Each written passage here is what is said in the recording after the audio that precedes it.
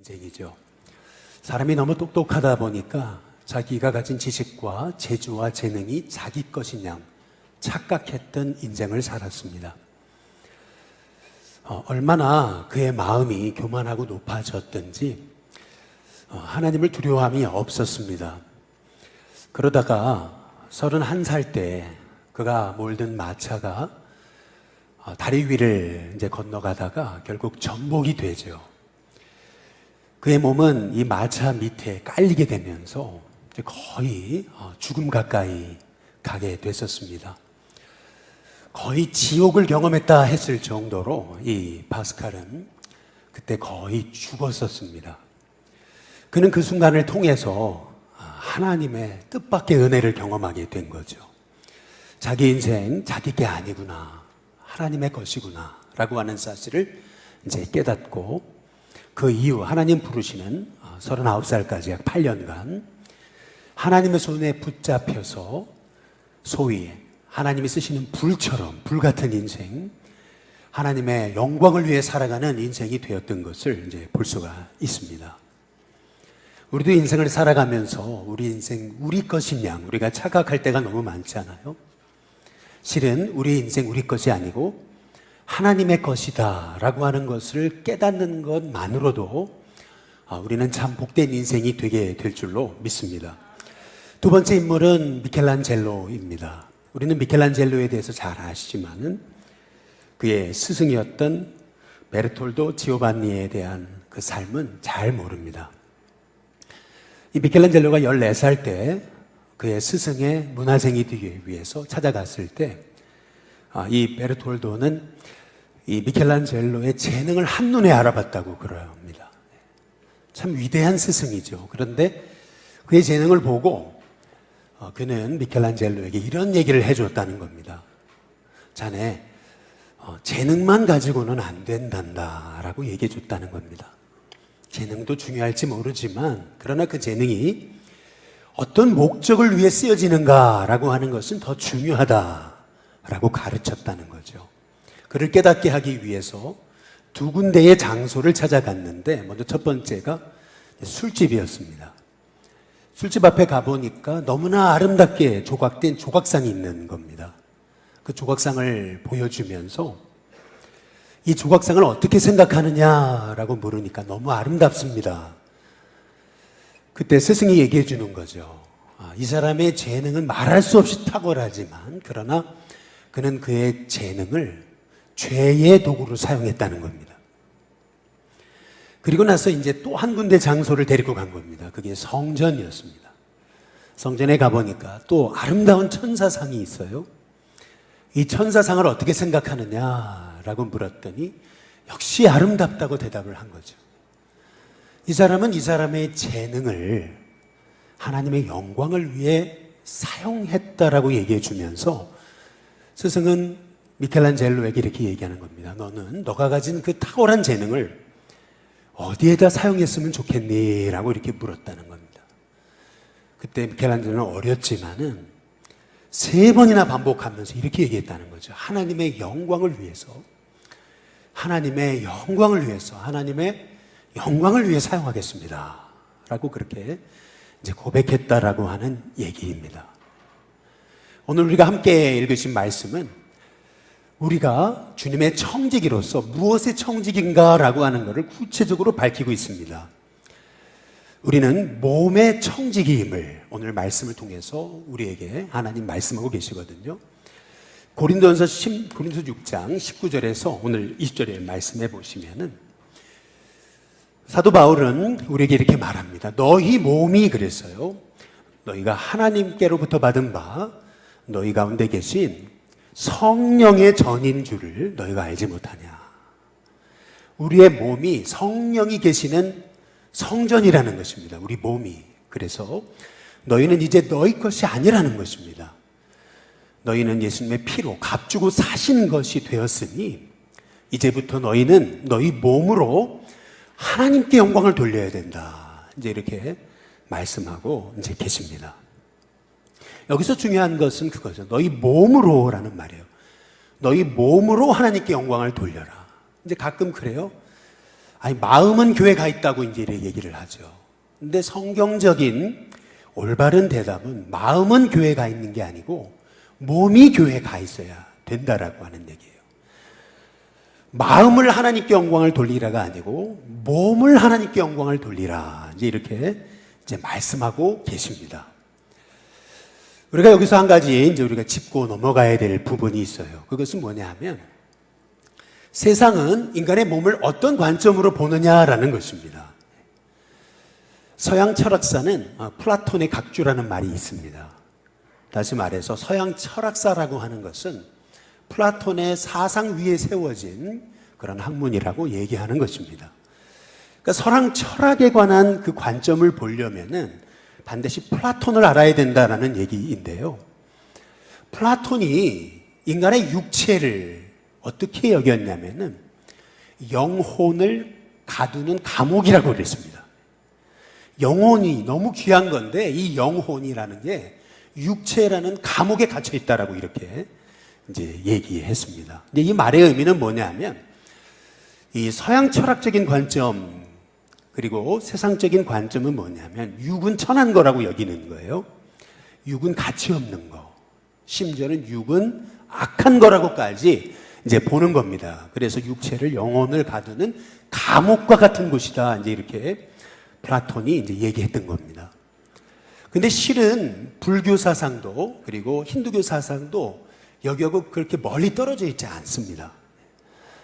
힌두교적 관점에서 인간의 육체는 어떤 것이냐면요.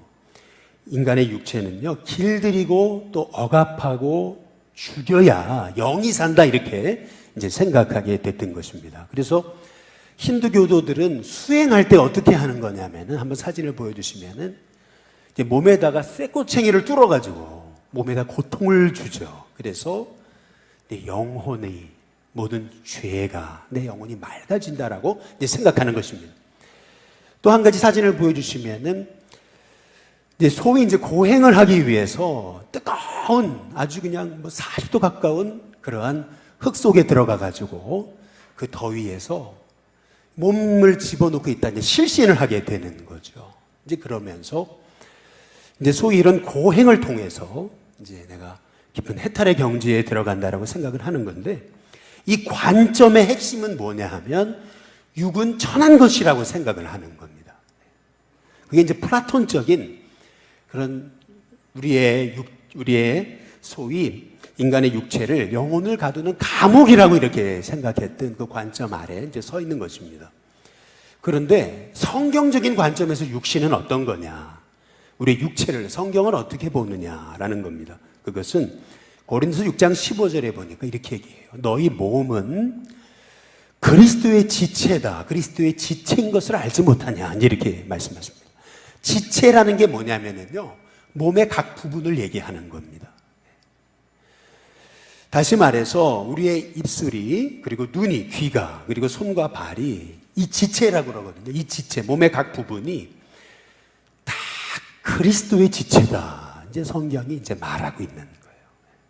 이제는 우리가 예수님의 피로 구원받았다면 예수님이 그의 피를 주고 우리를 사셨어요. 그래서 우리의 몸조차 이제 주님의 것이 된 거예요. 그래서 이 몸, 나의 몸은 내 게 아닌 거예요. 성령이 거하시는 전이 된 거예요. 내 몸은 내 것이 아니에요, 더 이상. 주님의 것이 된 거예요. 그래서 단지 그냥 성경은 우리의 몸이 주님의 것이다 라고 얘기할 정도가 아니고 우리의 지체가, 몸이 그리스도의 지체다라고 얘기하는 거예요. 그래서 로마서 6장 13절에 보면 이렇게 얘기를 합니다. 너희 지체를, 그러니까 입술과 눈과 귀와 손과 발 전부 너희의 몸의 각 부분을 불의의 무기로 죄에게 내어주지 말고 오직 너희 자신을 죽은 자 가운데서 다시 살아난 자처럼 죽었다 살아난 자처럼 다른 새 인생을 살아가는 인생처럼 너희의 지체를 하나님께 드려라. 너희의 지체를 이제 불의의 무기가 아니고 의의 무기로 하나님께 드려라. 이제 이렇게 이제 말씀하고 있는 거죠. 똑같은 칼이 있어요. 강도에게 이 칼이 딱 쥐어지면은 그 순간 이거는 불의의 무기가 되는 거예요. 흉기가 되는 겁니다. 그런데 똑같은 칼인데 엄마의 손에 들려지면은 그 칼은 자녀를 먹이고 살리는 그러한 생명을 일으키는 도구가 이제 된다는 거죠. 이것이 의의 무기라는 거예요. 똑같은 몸인데 우리의 몸이, 우리의 지체가 입술도 그렇고 귀도 그렇고 눈도 그렇고 손도 발도 똑같은 몸인데, 똑같은 그 주님의 지체인데, 이 지체가 주님의 도구로, 영광의 도구로, 의의 무기로 들여지면은 이 우리 몸이 하나님의 영광을 드러내는 그러한 참 복의 통로로 이제 쓰임받게 된다라는 거예요. 그래서 성경은 이 몸을, 인간의 몸을 가치 없는 것으로 보는 것이 아니에요. 구원받은 우리의 몸은 이제 주님의 몸이 됐다라고 하는 거죠. 주님의 영광을 위해서 이제 쓰임 받아야 된다라고 하는 것입니다. 그래서 하나님은 우리의 몸이 어떻게 사용되기를 원하시느냐라는 거죠. 먼저 첫 번째는 우리의 입술이 주님의 입술이 되기를 원하시는 거예요. 우리 인생의 몸의 각 지체들 중에서 뭐니 해도 가장 먼저 주님의 도구가 돼야 되는 것은 우리 입술이에요, 사실은. 이 입술이 가장 작고 연약한 것 같아도요, 이 입술이요, 생명을 살리는 도구이기 때문에 이제 그렇다라는 거죠. 한번 우리 베드로전서 3장 한번 10절에서 11절 말씀 우리 같이 한번 읽어보겠습니다. 같이 읽습니다. 시작.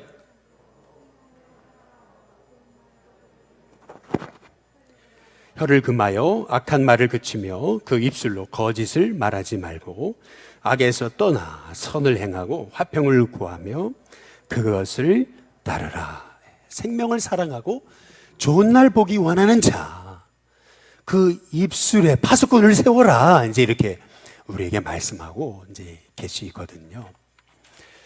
하나님이 우리를 청지기로 부르셨잖아요. 이 온 땅을 다스리고 정복하라고 부르셨는데, 이 땅을 다스리고 정복하고 이 땅을 세워가는 청지기로서 하나님이 우리에게 주신 최고의 도구가 뭐냐? 그것이 입술이라고 하는 거예요. 우리의 입술은 단지 그냥 말하는 정도의 도구가 아니고요. 이 말은 우리의 사고 체계까지 지배한다라는 거예요. 대뇌학자들의 연구를 보니까, 어떤 책에 보니까 그런 얘기 있더라고요.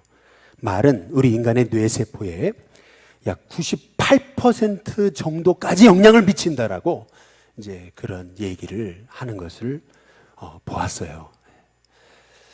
예를 들면 이런 거죠. 어떤 분이 이제 쓰러지셨거든요. 근데 도저히 못 살아날 줄을 알았어요.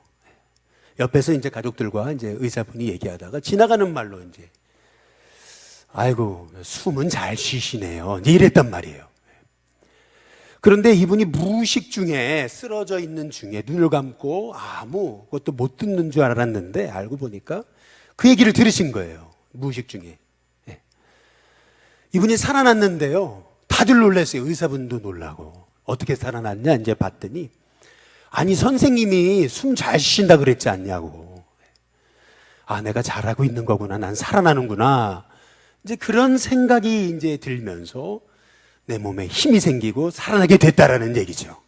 이게 참 말도 안 되는 얘기 같지만은, 그처럼 우리의 말이라는 것이 결국 생명을 일으키는 그런 청지기에 참 너무나 중요한 도구가 될 수 있다라고 하는 것을 이제 우리에게 말씀하고 이제 계시는 것입니다.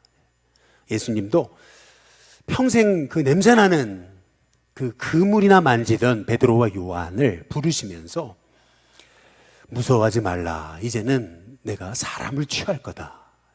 이 사람을 취한다는 말이 무슨 말인가 봤더니 인생을 사로잡는 인생이 될 것이다. 이제 그렇게 이제 말씀하고 계신 거거든요.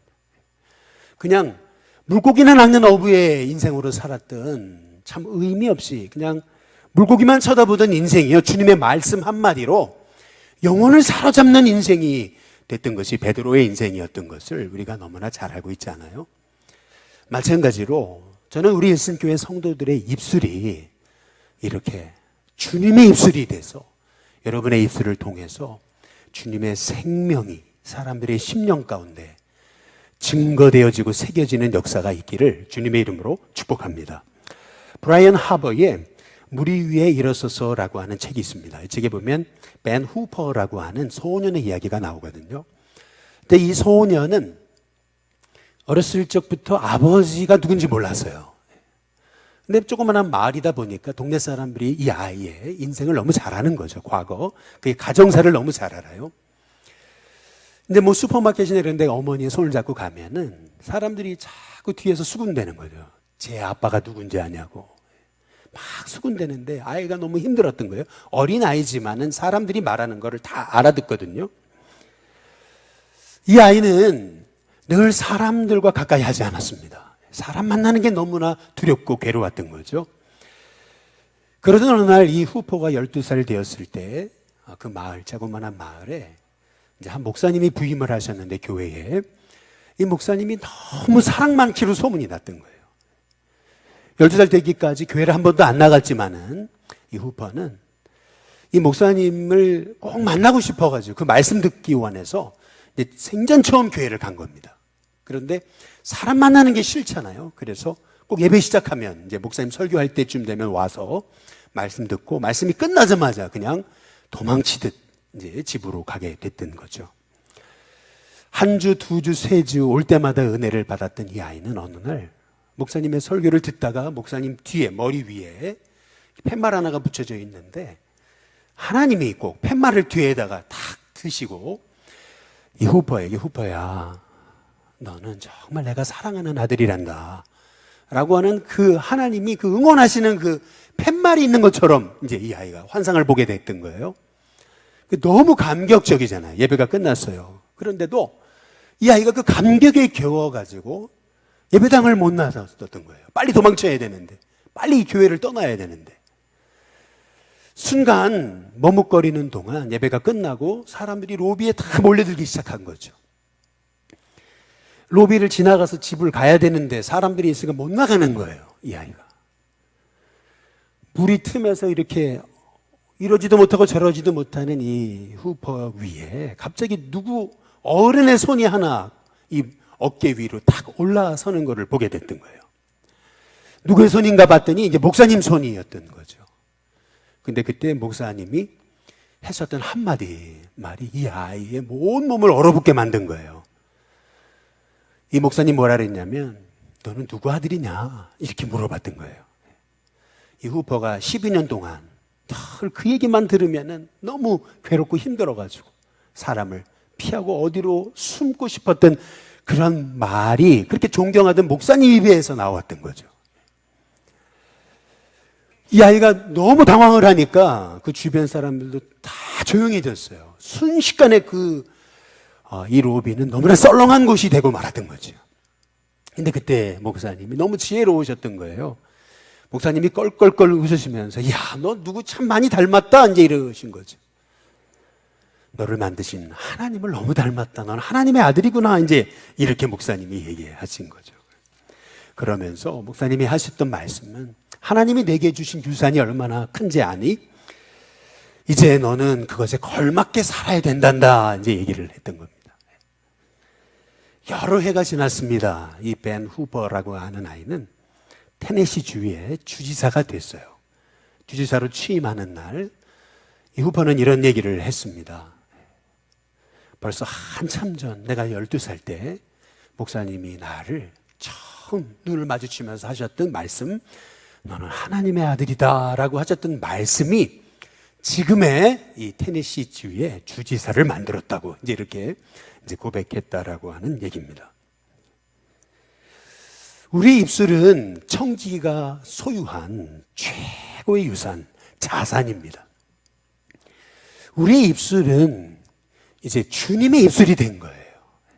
더 이상 이게 내 입술이 아니에요. 내 기분대로, 함부로, 내 생각대로 말해서는 안 되는 주님의 입술이 된 거죠. 주님의 지체가 된 거예요.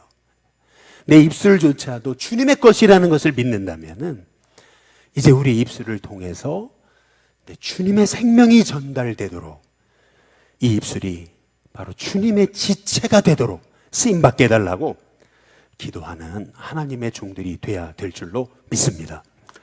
두 번째로 우리 하나님은 우리의 눈과 귀가 주님의 눈과 귀가 되기를 원하세요. 잠언 20장 12절에 보면은 듣는 귀와 보는 눈은 다 여호와께서 지으신 거다 이렇게 얘기합니다. 하찮은 미물이라도 다 보는 눈이 있고 듣는 귀가 있는 거예요. 왜? 주님이 만드셨으니까. 한 선비가요, 점잖은 선비가 이제 한 농촌을 지나가는데 이제 농사를 짓고 있던 그 농부를 보게 됐어요. 근데 참 농사 짓는 이 농부의 모습이 좀 특이했어요.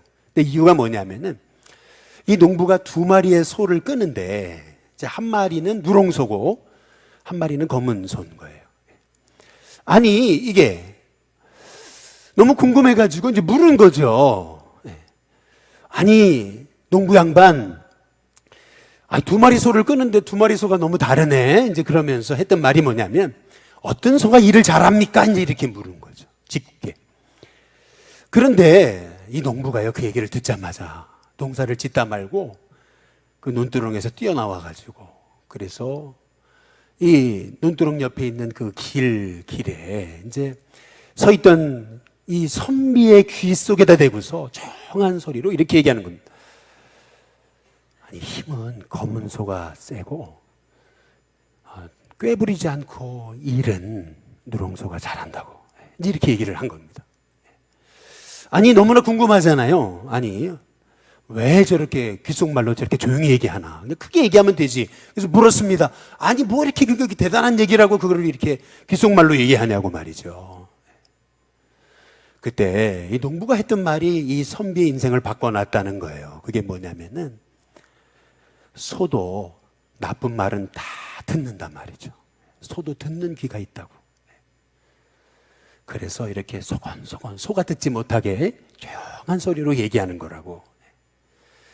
이제 그때 이 선비는 그렇구나, 아주 하찮은 미물이라도 이게 다 듣는 귀가 있구나, 보는 눈이 있구나 라는 것을 깨닫고요, 자기의 말하는 것조차도, 자기 듣는 것조차도, 보는 것조차도 늘 조심히 그렇게 정결하게 살았다라고 하는 얘기입니다. 바로 이 사람이 그 유명한 황희정승이라고 하는 인물입니다. 저는 이 이야기를 읽으면서 그런 생각을 해봤어요. 아니, 농부에게도 이런 지혜가 그러면은 하나님을 섬기는 우리가 우리의 몸, 우리의 지체, 다시 말하면 우리 입술, 그리고 귀, 눈조차도 이게 주님의 지체라면은 이게 주님의 지체답게 우리가 바라보고 듣고 또 말해야 되는 것이 아닌가라고 하는 것을 깨달으면서, 주님, 제 입술이, 제 귀가, 제 눈이 주님의 지체가 되게 해달라고 그렇게 기도하는 지난 한 주간을 보냈습니다. 로마서 3장에 보시면은 13절부터 18절에 사도 바울은 하나님 없는 인생에 관해서 이렇게 얘기를 해요. 그의 목구멍은 열린 무덤이다. 혀로는 소국임을 일삼고 입술에는 독사의 독이 가득하대요. 입에는 저주와 악독이 가득하고요, 그 발은 피 흘리는데 빠르다라고 얘기하는 겁니다. 파멸과 고생이 그 길에 있어서 평강의 길을 알지 못하였고 그들의 눈앞에는 하나님을 두려움이 없느니라 함과 같다라고 이렇게 말하고 있습니다. 사도 바울이 의인은 없나니 하나도 없다라고 얘기하면서 하나님을 모르는 인생의 실체에 관해서 그들의 목구멍은 이렇게 얘기를 해요. 그리고 그의 혀는, 그의 입술은, 그리고 그의 입은 이렇게 얘기하거든요. 소위 그냥 그의 입은, 입술은 이렇게 얘기하지 않고 이 몸의 아주 구체적인 지체를 다 언급하고 있는 것을 볼 수가 있어요.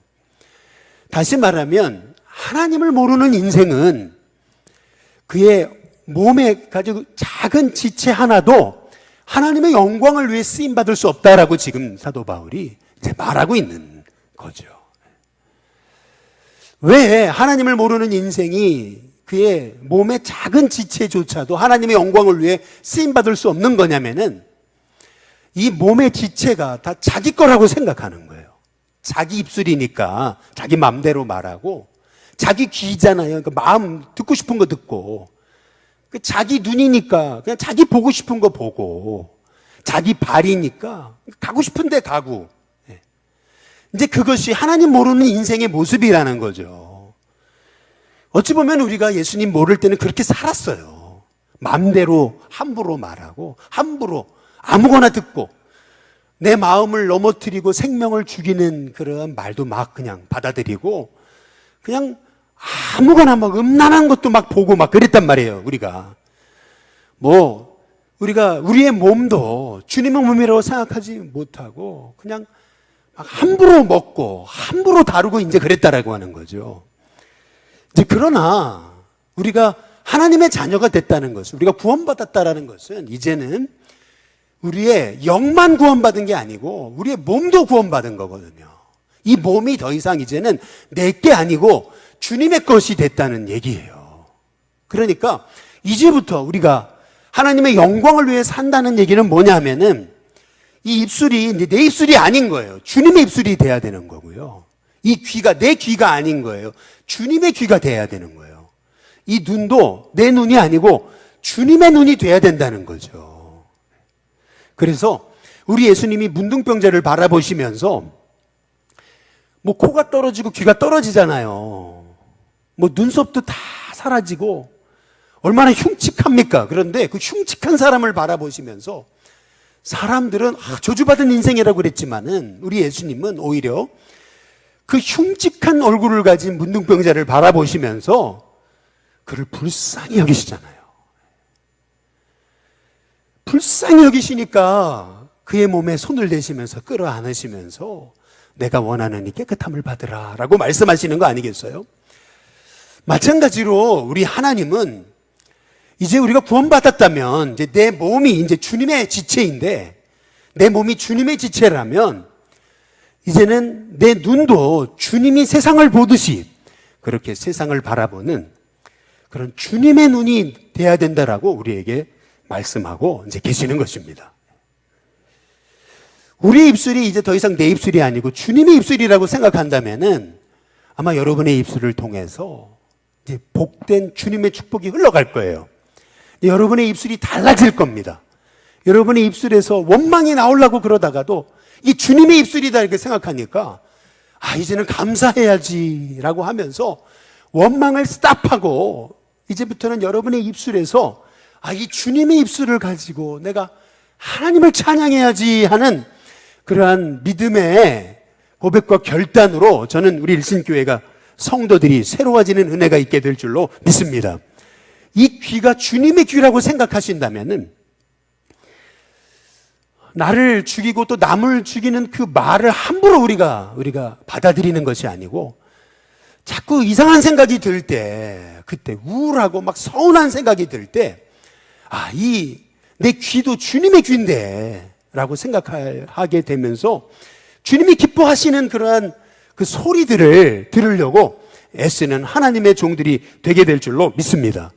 여러분의 눈이 주님의 눈이다라고 생각한다면은 전에 바라보던 그런 관점이 아니라 새로운 관점으로 영혼을 그렇게 바라볼 수 있는 외로운 자를 보게 되고 상처받은 자를 긍휼히 여기는 눈으로 바라볼 수 있는 주님의 눈으로 쓰임받는 저와 여러분이 되게 될 줄로 믿습니다. 지난 그 화요일 날 아마도 그 금요 철야 예배에 참석하신 분이나 유튜브로 금요 철야 예배를 보신 분은 제가 설교를 하지 않아가지고 아마 궁금하신 분이 있었을 거예요. 저는 지난 금요일 날 이제 포항에 잠시 다녀왔었습니다. 우리 일본에 계신 윤성규 선교사님, 제 형이죠. 우리 선교사님의 딸 혜진이가 한동대학교를 졸업을 했어요. 그래서 졸업식을 한다 그래가지고 근데 마침 한동대학교는 졸업식을 오프라인으로 했어요. 그냥 온라인으로 하지 않고 이제 학생들이 와서 학교에서 이제 졸업식을 했습니다. 이제 그 얘기를 듣고 이제 제 딸이 그런 얘기를 해요. 언니가 부모님이 일본에서 못 오실 텐데 졸업식을 하면 부모님 없이 졸업식을 하지 않겠냐고. 그래서 내가 좀 갔으면 좋겠다고. 이제 그렇게 얘기를 하는 거예요. 엄마하고 같이 가자고. 이제 그랬어요. 그래서 제 아내하고 그리고 이제 제 딸이 이제 포항을 가려고 그랬었어요. KTX 다 알아보고 이제 그랬었는데, 이제 그래도 우리 저희 부모님께는 알려야 되겠기. 이제 부모님 이제 갔다 오겠습니다. 그랬나 봐요. 이제 그랬더니 저희 부모님도 가시겠다라고 이제 그렇게 된 거죠. 그랬더니 이제 우리 은강이도 가겠다는 거예요. 이제 그래서 곰곰이 생각을 해보니까 이제 코로나가 터지고 나서 일본에서 한 번도 한국에 오지를 못하잖아요. 또 저희 조카가 이제 포항에서 한동대학에서 공부하는 동안 뭐 한 번도 찾아가서 뭐 밥 한 번 사준 적이 없었어요. 생각을 해보니까 참 내가 무심했다라는 생각이 들더라고요. 그래서 이번에 졸업하는데 이제 그래도 좀 작은 아빠 노릇을 좀 해야 되겠다, 이제 이런 생각을 하고, 이제 우리 장로님께 말씀드리고, 이제 금요일 날 새벽같이 이제 포항을 내려가가지고, 이제 밤 한 11시 넘어서 왔습니다. 이제 우리 혜진이가 이제 충주에 있어가지고, 충주에까지 데려다 주고 이제 오느라고 조금 더 시간이 걸렸는데요. 이제 충주에서 또 맛있는 음식을 먹고, 이제 그리고 이제 헤어졌어요. 그리고 나서 이제 다음날 이제 저희 부모님께 이제 전화를 드리게 됐는데, 어떻게 피곤하지 않으시냐고 이제 전화를 드리게 됐는데, 그런데 이제 그런 뜻밖의 얘기를 하시더라고요. 이제 혜진이가 이제 일본에 있는 저희 윤 선교사님께 전화를 했나 보죠. 이제 그런 얘기를 했다는 거예요. 이제 혜진이는 일본에서 자랐어요. 그래서 일본 사람이나 다름없어요. 일본어가 모국어예요. 그러니까 이제 한국어를 배워갔잖아요. 그런데 참 이 아이가 한국어를 배우면서 궁금했던 게 있던 거예요. 왜 작은 아빠를 작은 아빠라고 불러야 되느냐. 몰랐다는 거예요. 그런데 이번에 왜 작은 아빠를 작은 아빠로 불러야 되는지 알았다라는 거예요. 제가 그 얘기를 듣고 참 미안했어요. 그리고 또 언니가 졸업식을 하는데 혼자서 부모님 없이 그냥 포항까지 내려가가지고 혼자서 이렇게 졸업식 하게 될 걸 생각하면서 언니 외롭지 않겠냐고, 그래서 내가 가봐야 되겠다고 했던 그런 딸의 마음이 참 고마웠어요. 그래서 제가 아침에 이제 토요일 날 이제 교회에 출근하면서 이제 딸이 일어났길래 얘기를 해줬어요. 나 혜진이 졸업식 가게 해줘서 너무 고맙다고. 내가 참 많이 배웠다. 이제 이런 얘기를 했어요. 우리의 귀가, 우리의 눈이, 우리의 마음이, 우리 입술이 주님의 입술이 되고 주님의 마음이 되고 주님의 귀가 되고 주님의 눈이 되고자 힘쓴다면은, 저는 여러분이 그때부터 전에는 듣지 못했던 것들을 들을 수 있을 거라고 생각을 해요. 참 마음이 외로워서 안타까워하는 그러한 그 영혼의 신음소리가 들리게 될 거고요. 또 외롭게 혼자 있는 분들의 모습이 보여지기 시작할 거고요.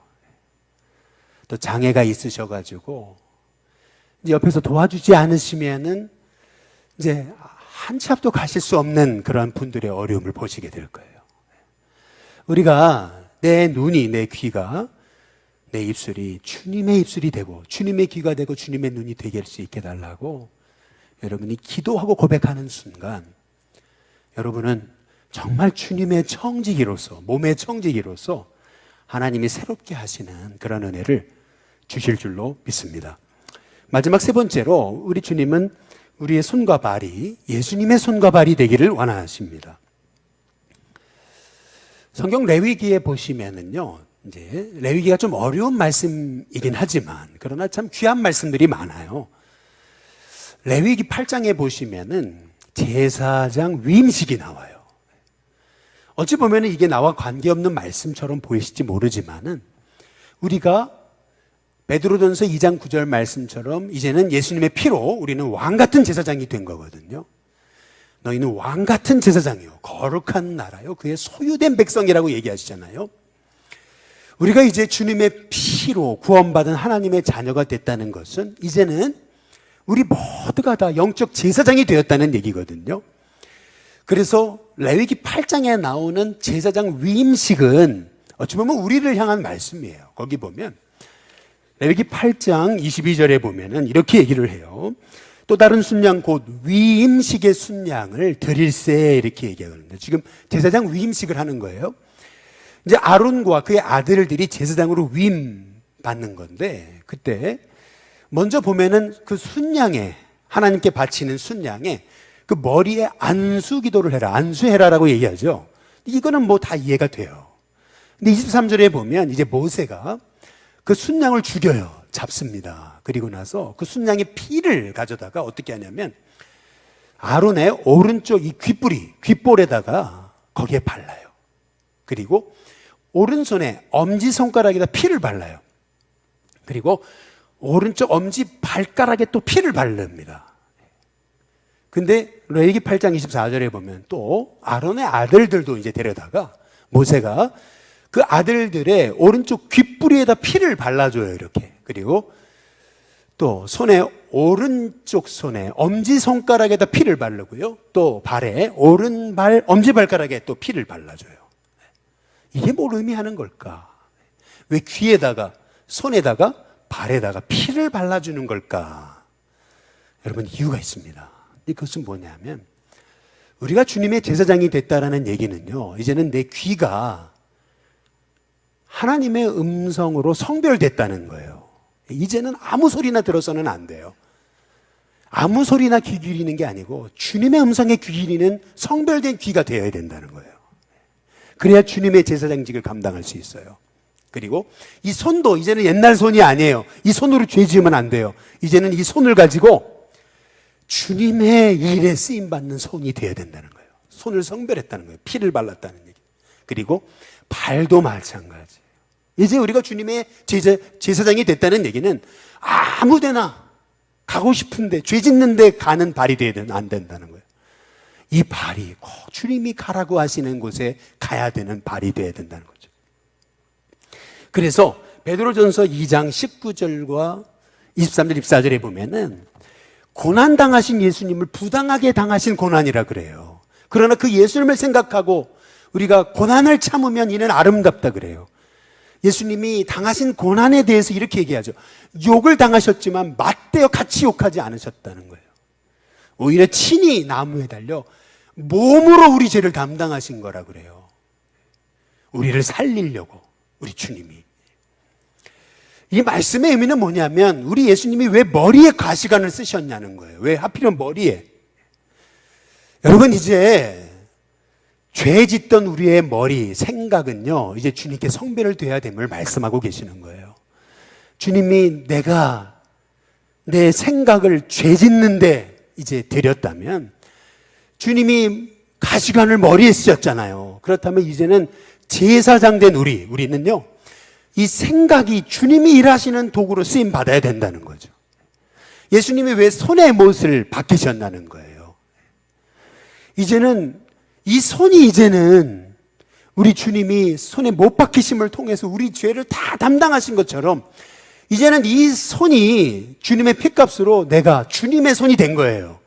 그렇다면 이 손은 주님의 일을 감당한 주님의 도구로 섬기는 그러한 주님의 손이 되었음을 말씀하고 있는 거죠. 우리 오늘 조현우 자녀님 기도처럼 정말 섬기는 주님의 손으로 이 손이 주님의 손이 되었음을 말씀하고 있는 거예요. 발도 똑같아요. 왜 예수님이 발에 못이 박혔냐? 이유가 있다는 거예요. 내 발은 이제는 더 이상 내가 가고 싶은데 가는 것이 아니에요. 주님이 원하시는 곳, 주님의 영광을 위한 자리, 섬김의 자리, 죽어가는 영혼을 살리는 자리에 내 발이 있어야 된다라고 우리에게 말씀하고 계시는 것입니다. 그래서 찬송가 가사 중에서 복음성가 중에 십자가의 길 순교자의 삶이라는 찬양이 있잖아요. 저는 이 찬양이 몸의 청지기인 우리가 불러야 될 주제가라고 저는 생각해요. 내 마음에 주를 향한 사랑이 나의 말엔 주가 주신 진리로 나의 눈엔 주의 눈물 채워주소서.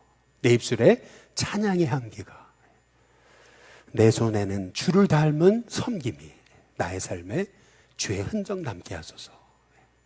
저는 이것이 우리 몸의 청지기인 우리가 늘 불러야 될 내 입술에 주님의 찬양의 향기가 흘러나오게 하시고 내 두 손에는 주를 닮는 섬김이 이어지게 하시고 나의 삶에, 내 발에, 내 인생에 주를 닮은 흔적이 남게 해달라고 그렇게 하나님 앞에 기도하면서 내 입술이, 내 귀가, 내 눈이, 내 손과 발이 예수님의 지체가 되게 해달라고 기도할 때에 하나님이 저와 여러분처럼 연약한 인생을 그냥 여러분이 존재하는 것만으로도 하나님이 하나님의 영광이 되게 하시는 그런 은혜를 여러분의 삶에 덧입혀 주실 줄로 믿습니다. 전에 한번 말씀드린 적이 있지만은 저희 외할머니는 올해로 106세가 되셨어요. 아직 살아 계십니다. 식사도 잘 하시고요. 굉장히 건강하세요. 원래 저희 외할머니는요, 젊으셨을 때 예수님 모르셨어요. 그러다가 이제 저희 어머니의 전도를 받고 예수님을 알게 되셨어요. 그리고 나서요, 예수님 믿으시기 전에는 일찍 과부가 되셨기 때문에 그 외로움과 고통을 이기시기 위해서 하루에 담배를 2-3갑씩 피우셨던 분이시래요. 예수님을 알고 나니까 이 내 몸도 내 것이 아니구나. 이 내 몸도 주님의 것이구나. 라고 하는 사실을 깨닫고요. 담배값을 집어내 던지고요. 그리고 나서 얼마나 그 몸을 정결하게 그리고 참 건강하게 다스리셨는지 몰라요. 지금 생각해 보면 참 건강하게 사셨구나. 한참 정말 어린아이 같은 그러한 저희 손자가 찾아가도요. 윤동규 목사님, 윤 목사님 오셨냐고 늘 그렇게 그러시면서 말씀 한 말씀도 그렇게 참 정결하게 하셨어요. 그래서 그런지 몰라도 지금 벌써 106세신데 올해로 너무 건강하세요. 음식도 너무 잘 드세요. 제가 이제 그걸 보면서 이제 그런 생각을 해요. 우리 외할머니가 존재 자체가 우리에겐 참 복이구나. 참 믿음으로 살아오신 그 삶에 하나님이 저런 은혜를 주실 수 있겠구나라는 걸 생각해 보면서요. 이 몸이요. 이 내 거 아니고 주님의 것이라고 생각하면서 이 몸 자체도 정말 주님의 영광을 위해서 제가 건강하게 하나님의 뜻대로 저를 드리기 원합니다.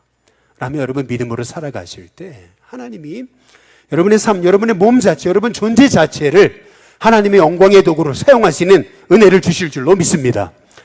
바라기는 여러분의 눈이 문둥병자를 불쌍히 여기셨던 주님의 눈이 될 수 있기를 주님의 이름으로 축복합니다.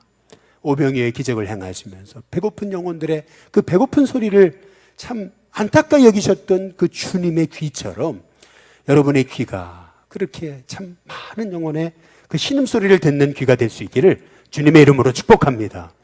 여러분의 입술이 예수님이 베드로와 요한을 바라보시면서 그 어부에 불과했던 인생을 사람을 취하는 인생이 될 거라고 말씀하셨던 그러한 축복의 입술이 바로 주님의 입술이 여러분의 입술이 될 수 있기를 주님의 이름으로 축복합니다.